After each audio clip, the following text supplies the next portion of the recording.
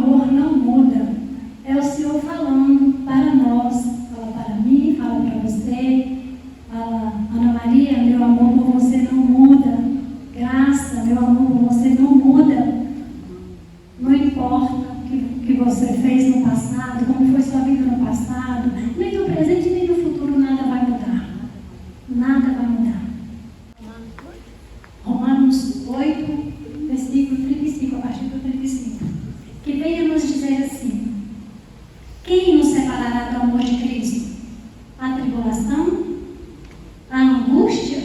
A preocupação? A perseguição? A fome? A nudez? O perigo? A espada? Realmente está escrito: por amor a ti somos entregues à morte ao dia inteiro, somos tratados como gado destinado ao matadouro. Mas em todas essas coisas somos mais que vencedores pela virtude daquele que nos amou. Pois estou persuadido de que nem a morte, nem a vida, nem os anjos, nem os principados, nem o presente, nem o futuro, nem as potestades, nem as alturas, nem os abismos, nem outra coisa, qualquer criatura nos poderá apartar do amor de Deus, do amor que Deus nos testemunha em Cristo Jesus, nosso Senhor. Palavras do Senhor. Que palavra, né, irmãos? Como Deus é maravilhoso. Na verdade, essa é uma declaração, né? Essa é uma declaração, uma promessa maravilhosa, né? Onde diz que nada, nem poder nenhum nos afasta o amor de Deus por nós, afasta o amor que Deus tem para cada um de nós. É forte, não é, irmão? É muito forte. Nesse mundo que nós vivemos tenebroso, nesse vale de lágrimas, como, né, na Salve Rainha fala, nesse vale de lágrimas, nós também vivemos, temos momentos alegres, nós temos alegrias, o Senhor nos proporciona isso, né? Onde nós realizamos nossos sonhos, nossas conquistas, nossas vitórias, não é? Mas o Senhor está nos falando hoje dos sofrimentos, das tribulações, e que depende muito da pessoa. Às vezes a pessoa tem um problema pequenininho, mas aquele sofrimento é gigantesco. E às vezes o outro tem um problema pequeno, né? Então, nós passamos nesse mundo, temos momentos felizes, mas também temos momentos de sofrimento, de tribulações, né? De dores, de angústia, de perda, de luto. E só pela graça de Deus que nós podemos suportar esses sofrimentos. Sem a graça de Deus, por mais que sejamos fortes, nós podemos, fulano é forte, sozinho não é, sozinho a gente não consegue. Apóstolo Paulo, ele viveu tudo isso, ele viveu os momentos difíceis, ele foi açoitado, ele foi apedrejado, né? Ele foi preso, e ele era cheio do Espírito Santo. E ele não isentou de passar por todo esse sofrimento. Mas, apesar de todo o sofrimento, ele sabia que ele caminhava no final, não para uma tragédia, mas rumo à vitória, rumo à glória de Deus. Então, ele tudo suportou, mas ele suportou porque ele tinha a graça da fé. Ele era conduzido demais pelo Espírito Santo. Na palavra fala que o Espírito Santo mandava e desmandava, vai para cá, vai para lá, e ele era obediente. Por isso ele suportou tudo, porque já não era mais ele, né? Ele era conduzido mesmo pelo Espírito Santo. Então foi pela graça que ele teve forças, né, para suportar tudo isso. E pela graça, a graça de Deus, ele foi capacitado. Quando ele foi preso com Silas, né? Porque eles saíram para evangelizar, chegava na casa de duas senhoras, uma não deu certo, ele foi evangelizar a outra. A outra ficou maravilhada com ele, só que ela era na palavra fala que ela era uma vidente, né? Ela adivinhava,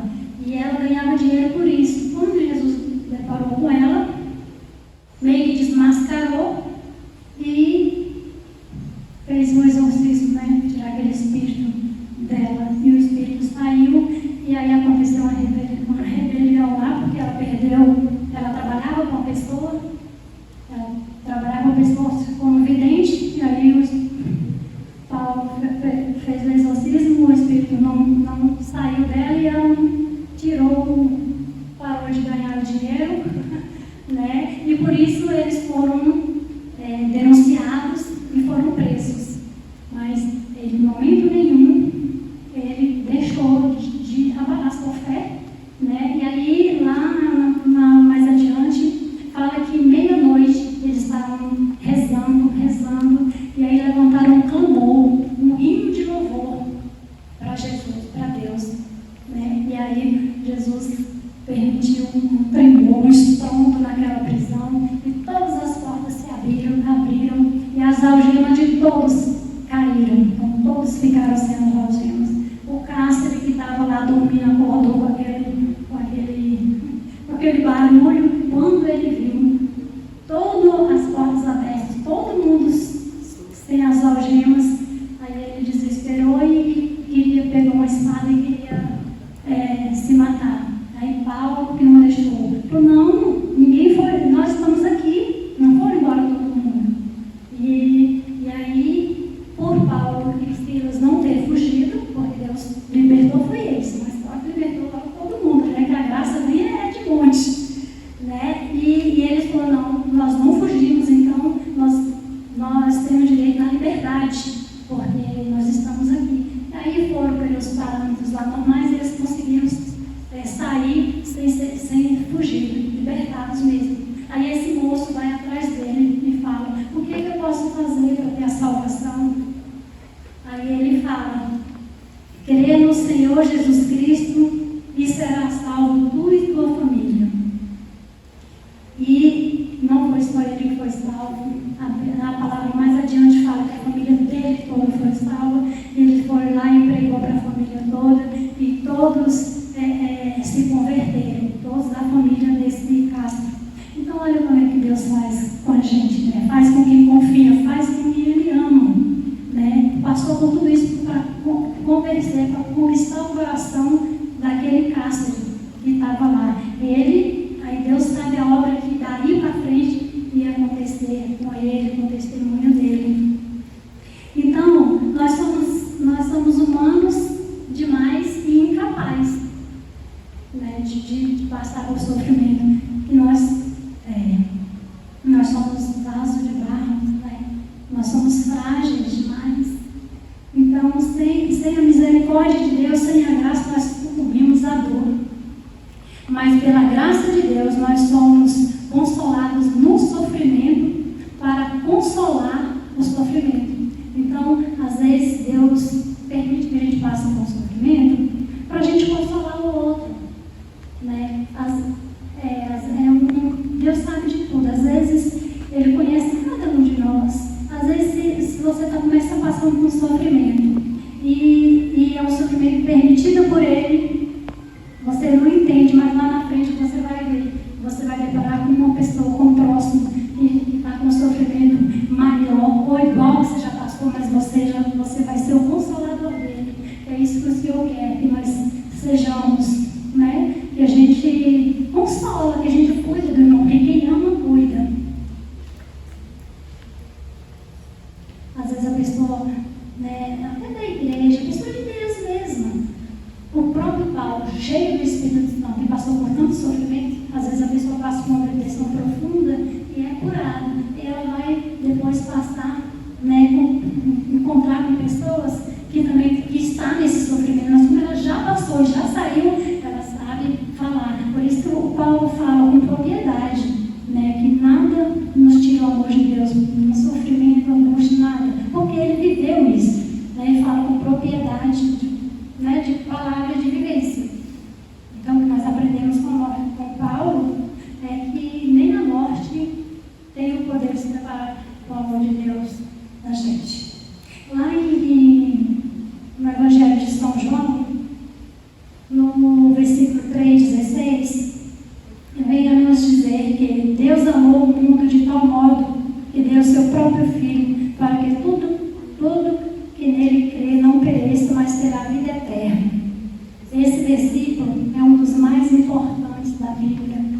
expressa o amor incondicional de Deus para nós, para toda a humanidade.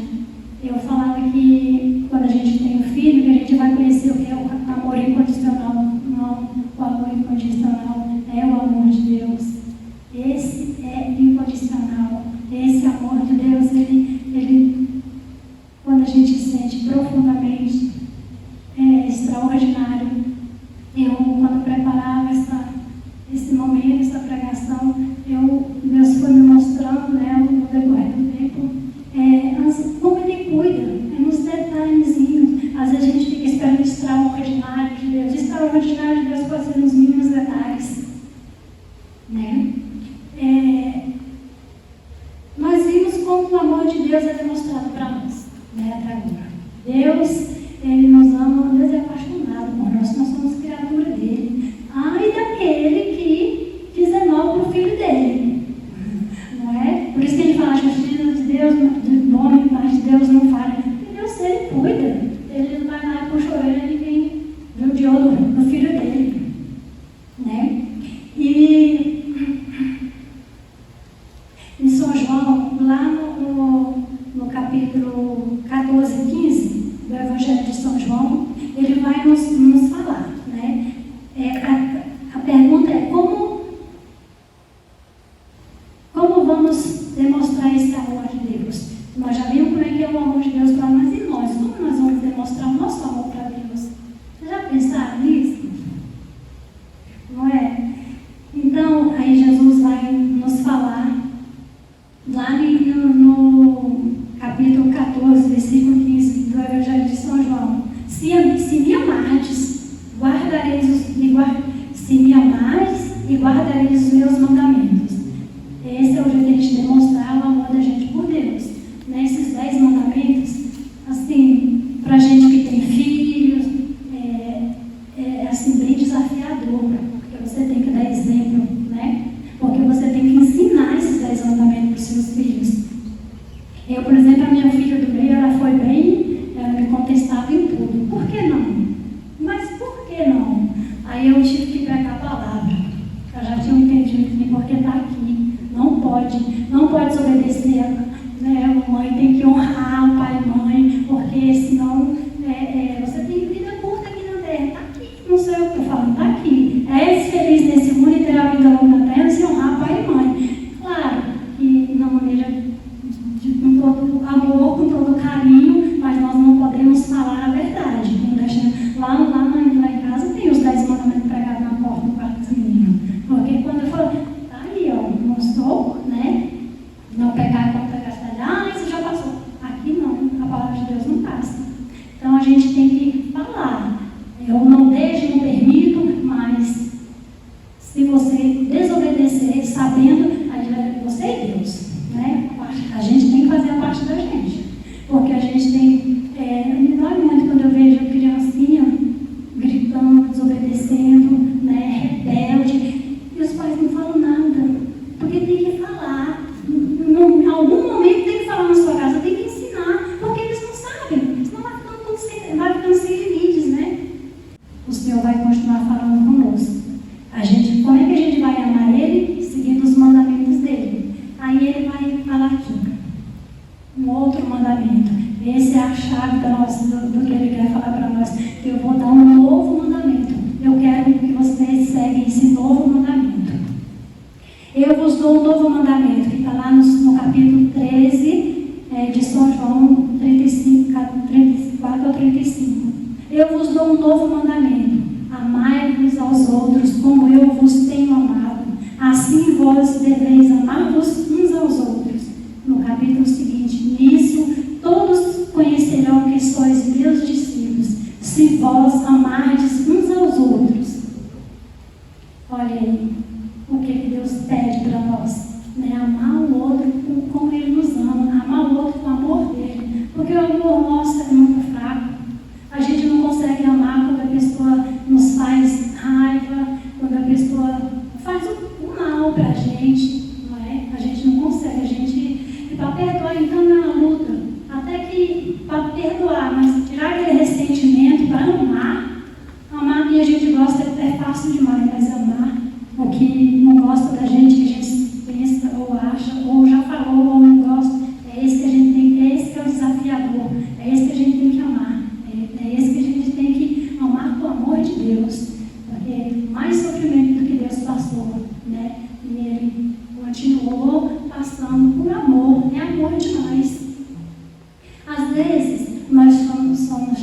de anjo. Não sei se vocês já viram, sempre eu tenho vários anjos na minha vida.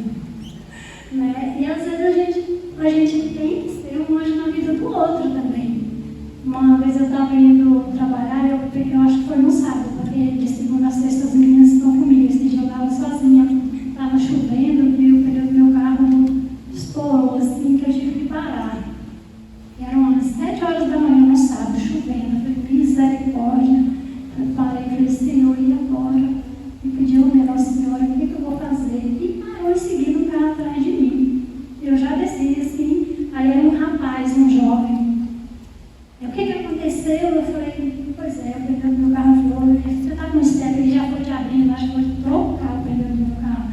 Eu falei, meu Deus, meu coração, olha o cuidado de Deus. Aí eu agradeci muito ele e falei, e agora você está todo sujo, todo molhado? Ele falou, não, eu estava em casa, mas me deu uma inquietação para sair. Olha como é que Deus age. É assim que Deus cuida. Ele sabia que meu carro ia dar problema, ele já arranjou um anjo lá para ela, para socorrer a minha filha. Olha, aquele dia eu fiquei assim, eu acho que aquele menino precisava de oração, porque como eu recebi aquele menino. Então é assim, né? A gente não, Deus faz o extraordinário nos mínimos detalhes, não é? Outro dia eu estava, parei o meu carro, quando eu estava saindo, veio um mendigo, assim, meio que rápido. Eu não tenho medo de mendigo, mas hoje em dia tem uns mais agressivos. Aí eu estava procurando algum dinheiro, ele chegou perto de mim e falou assim, não, eu só vim dizer que eu te amo. Eu vi Deus nele. Eu falei, eu também te amo, já saí chorando. Mas aquele dia foi um dia diferenciado na minha vida. E Deus fala muito comigo e me diz, gente, é demais. Outro dia eu estava, mais rapidinho, não sei nem como é que está meu tempo, Thiago? Pode ir? No Dom Bosco, a gente estava no Senado, e na hora do intervalo, eu estava com uma pessoa que graças a Deus eu consegui tirar ela do caminho errado, da formação buscando Deus totalmente num lugar perigoso, e hoje ela caminha na renovação, fez vai um grupo de oração, e esse dia ela estava lá, e nós fomos comprar um cafezinho na hora do lanche. Aí demorou, quando eu peguei o cafezinho, veio de lá para cá um jovem, um mendigo novo, mas assim, e foi chegando perto de mim e falou assim, me dá um café? Na hora eu dei um café para ele. E assim, ele foi tomar um café, assim, ele falou, quem é? Aí quando eu olhei, eu não vi mais. Eu falei, eu sei quem é. Eu sei quem é. Aquele dia também foi um dia diferenciado na minha vida. O amor de Deus é extraordinário. Quando a gente está, a gente sente. É diferente. É diferente. Não é? Então, irmãos, é assim, o que Deus pede para nós nesta noite, porque Ele trouxe você aqui, é para falar do amor incondicional dEle por cada um e pedir que você ame o próximo com esse amor dEle. Né? Quando ele fala aqui, todos serão conhecidos como meus discípulos. Discípulo é o que segue o ensinamento de Jesus. Discípulo é o que faz o que Jesus faz, que imita os imitadores. Né? Então, que nós sejamos anjos, né, na vida do próximo.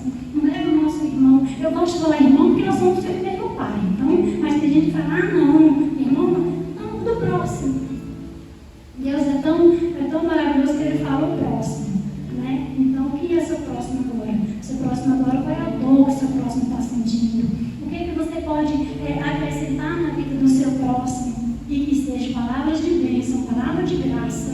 Jamais saia da sua boca palavras que vai fazer seu irmão sofrer, porque sofrendo, ele já sabe, o mundo já está aí para isso, então você tem que ser diferente. Como diz meu coordenador, você tem que ser diferenciado. E assim, tem uma frase de Teresa Mara de Calcutá que eu gosto muito.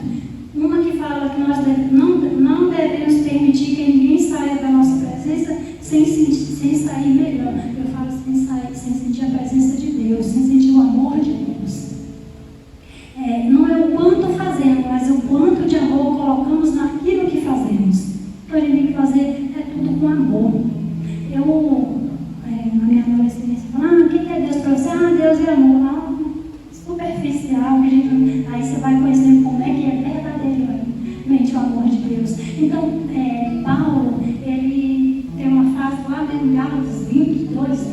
fala que não sou eu mais quem vive, é Cristo que vive em mim. Então, se Cristo vive em mim, é Ele que manda na minha vida. É Ele que faz. Cristo não erra. Cristo não erra. Então, eu quero pedir